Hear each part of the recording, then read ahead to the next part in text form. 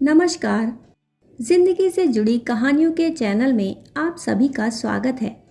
आइए आज सुनते हैं पूर्ति वैभव खरे जी की लिखी कहानी लोकल में ससुराल। मेरी माँ कहती है कि एक बार बेटी ब्याह कर पीहर से विदा हो जाए तो वह पराई हो जाती है, फिर चाहे उसकी ससुराल पड़ोस में हो या कहीं दूर देश में। बेटी हर सूरत में मायके से दूर हो जाती है। पर मेरी सासू माँ का अलग ही फलसफा था। वे आराधना दीदी के लिए सिर्फ लोकल में ही रिश्ता तलाश करती रहती। आराधना दीदी हम सबकी प्यारी। उनका स्वभाव ही कुछ ऐसा था कि घर के बाकी सदस्य ही क्या, मैं नेहा उनकी भाभी होकर भी उन्हें बहुत प्यार किया करती। उनका सरल सौम्य व्यवहार सबको स्वतः ही आकर्षित करता। पर इन दिनों उनकी शादी को लेकर घर में सभी चिंतित थे और सासू माँ इस बात को लेकर कुछ ज़्यादा ही परेशान थी। आराधना दीदी की उम्र काफ़ी हो रही थी। अब उनके ब्याह में और देरी करना ठीक न था। सब दीदी की कुंडली को दोष देते रहते, पर मुझे मेरी सासू माँ की सोच में दोष नज़र आता। वे हमेशा यही कहती रहती, अरे लोकल में ही बिटिया ब्याह जाए तो अच्छा है, बांधा के बांधा लड़का मिल जाए तो तीज त्योहार में बिटिया आती जाती रहे। जैसे हमारी बहू नेहा यही ससुराल यही मायका बांधा के बांधा।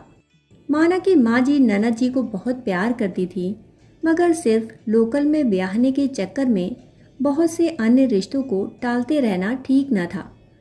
मुझे उनकी सोच से कोई परेशानी न थी, पर इस चक्कर में कितने ही दूसरे अच्छे अच्छे रिश्तों से हम हाथ धोते जा रहे थे। मेरे पति कुंतल अपनी बहन के लिए रोज़ रिश्ते तलाशते, पर माँ जी रिश्ते की बात शुरू होने से पहले ही लड़के में 20 खोट निकाल देती। असल में उनके मना करने का कारण उन रिश्तों का दूसरे शहरों से संबंधित होना होता। वे साफ साफ तो कुछ ना कहती, मगर अब हम सब उनकी मानसिकता से परिचित हो गए थे। लेकिन अब पानी सिर से ऊपर था। माँ जी को कैसे न कैसे मुझे इस लोकल में ससुराल वाली मानसिकता से बाहर निकालना ही था। फिर मैंने सोच लिया कि इस बारे में मैं आराधना दीदी से ही बात करूंगी। वे सर्दियों के दिसंबर माह के दिन थे, जब सब छत पर धूप सेक रहे थे और आराधना दीदी नीचे अपने कमरे में अपनी अलमारी के कपड़े व्यवस्थित कर रही थी। हिम्मत करके मैं आराधना दीदी के पास गई। दीदी आपसे एक बात कहूँ? हाँ भाभी कहिए ना, आपको पूछने की ज़रूरत कब से पड़ गई? जो भी कहना है बेझिझक होकर कहिए। वे हमेशा की तरह मुस्कान भरे अंदाज में बोली, दीदी क्या आप भी चाहती हैं कि आपकी शादी सिर्फ इसी शहर में हो? हाँ, माँ का मन है तो मैं भी उनके मन के मुताबिक ससुराल चाहती हूँ। और इसमें हर्ज ही क्या है? लोकल में मायका और ससुराल होने के अपने ही मज़े हैं, है ना भाभी? वे कपड़ों को तह करती हुई बोली। दीदी मैं आपकी भाभी से ज़्यादा आपकी सहेली हूँ, आपकी हितैषी हूँ और एक सहेली होने के नाते आपसे अपने मन की एक बात कह रही हूँ। भाभी ऐसी भी क्या बात है जिसके लिए आप इतनी लंबी चौड़ी भूमिका बांध रही हैं? अरे बेझिझक होकर कहिए ना भाभी। यह कहती हुई वे मुस्कुराईं। दीदी क्या फ़र्क पड़ता है अगर किसी दूसरे शहर में बेटी की शादी हो जाए तो, बल्कि लोकल में ब्याहने से ज़्यादा बेहतर है दूसरे शहर में ब्याहना। अब मुझे ही देख लो, माना कि हर सावन हर छोटे बड़े उत्सवों में पीहर जाती हूँ, पर कितनी देर को? घंटे 4 घंटे को बस। कब से मायके में एक रात नहीं रुकी। जब भी पीहर जाती हूँ किसी न किसी बहाने से यहाँ बुला ही लेते हैं। आराधना दीदी अब अपना काम रोक कर मेरे पास बैठ गई और आज मैं भी खुद के मन के सैलाब को रोक ना पाई। मैंने वह सब कह डाला जो भी मेरे भीतर था। मेरी बहनें जब भी आती हैं 8-10 दिन रुकती ज़रूर है मायके में। मेरी सारी सहेलियां भी मायके में खूब मज़े से रहती हैं। माना कि वे साल में एक आध बार ही आती हैं, मगर मायके में कुछ दिनों को रह तो पाती हैं। सच कहूँ तो उन सबको देखकर मुझे भी यही लगता है कि काश मेरी शादी भी किसी दूसरे शहर में हुई होती तो शायद मैं भी कुछ रोज़ को। ऐसा कहती हुई मैं रुआसी सी हो गई और दीदी ने मेरे मन के भाव संभालते हुए मुझे कसकर अपने गले लगा लिया। तभी मैंने अपनी बात को संभाला। दीदी, आप गलत ना समझें, मुझे आप लोगों से कोई शिकायत नहीं है। मैं तो बस माँ जी की इस अजीब सोच को बदलना चाहती हूँ ताकि आपके लिए अच्छे रिश्तों के और भी विकल्प खुल सकें, बस। दीदी ज़्यादा कुछ ना बोली और मैं अपनी बात कहकर वापस आ गई। दूसरे दिन सुबह सासू माँ ने सभी घर वालों के सामने एक घोषणा कर दी।